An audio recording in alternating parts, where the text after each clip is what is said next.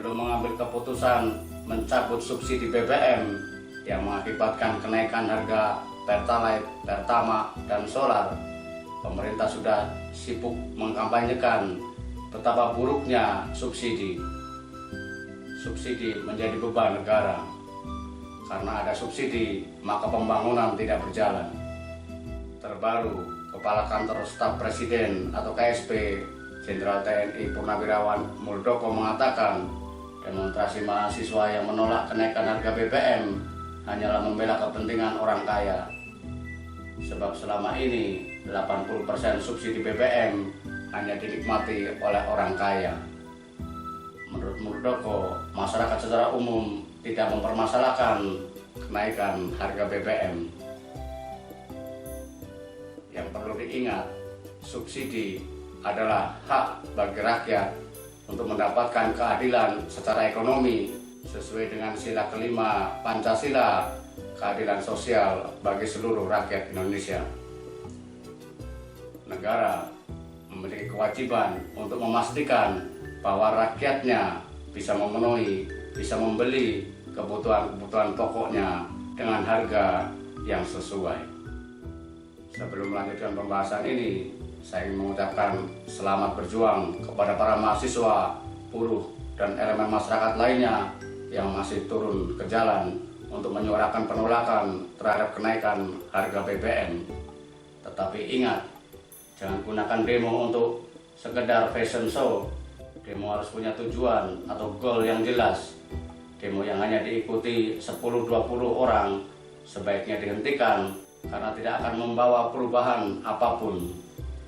Sekali turun ke jalan, hendaknya tidak pulang sebelum tuntutannya dipenuhi. Jika sekedar hanya membaca tuntutan, sebaiknya dilakukan di cafe shop dengan mengundang wartawan. Apakah demo harus anarkis? Demo bukan ajang untuk berbuat anarkis. Antara demo dengan perbuatan anarkis itu dua hal yang berbeda. Kembali ke tema pembahasan kita sesuai pemberitaan terpanas hari ini. Benarkah 80% subsidi BBM dinikmati oleh orang kaya? Jika klaim itu benar, maka solusinya tentu bukan dengan menaikkan harga BBM yang berlaku untuk semua golongan. Mestinya pemerintah mencari solusi untuk memastikan bahwa subsidi BBM tepat sasaran. Contoh paling mudah, bikin saja SPBU subsidi dan SPBU non subsidi. SPBU bersubsidi khusus untuk kendaraan roda 2, angkutan umum, angkutan sosial, dan pendidikan. Sedang SPBU non subsidi untuk kendaraan pribadi. Tidak perlu pakai standar tahun atau CC-nya. Pokoknya semua mobil pribadi, kendaraan dinas hanya bisa mengisi BBM di SPBU non subsidi. Cara ini tentu mudah dilaksanakan karena sebagian besar SPBU milik Pertamina atau pihak ketiga yang bekerja sama dengan Pertamina. Jika kemudian ada SPBU yang melanggar, Pertamina dengan mudah tinggal menghentikan pasokan BBM-nya. Tetapi persoalannya, benarkah sebagian besar subsidi BBM dinikmati oleh orang kaya? Ini juga harus dibuktikan terlebih dahulu, sebab data yang disajikan pemerintah sangat sumir, hanya berdasar survei, padahal kita semua tahu banyak lembaga survei yang bekerja sesuai pesanan. Fakta bahwa realcon pemilu, pilpres maupun pilkada jauh dari hasil survei-survei yang dirilis sebelumnya adalah bukti sahih mengapa kita meragukan, bahkan sudah sampai pada tingkat tidak percaya dengan hasil survei. Pak Muldoko, orang kaya itu tidak terpengaruh dengan kenaikan harga BBM. Orang kaya tidak terpengaruh dengan kenaikan angkutan umum, kenaikan harga beras, dan kebutuhan dasar lainnya. Mereka yang punya usaha tinggal menaikkan harga produknya. Bagi pejabat negara seperti Pak Muldoko, tinggal menambah tunjangan pembelian BBM yang kemudian dibebankan kepada negara. Tidak ada pengaruhnya sama sekali. Tetapi bagi rakyat miskin, kenaikan harga BBM sangat berdampak. Ini tidak perlu dilakukan survei karena hitung-hitungannya sudah sangat gamblang.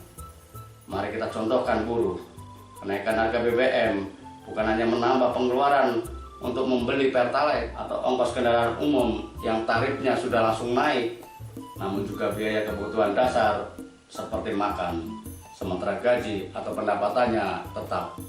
Apakah ia dengan kondisi demikian buruh merasa senang dengan kenaikan harga BBM?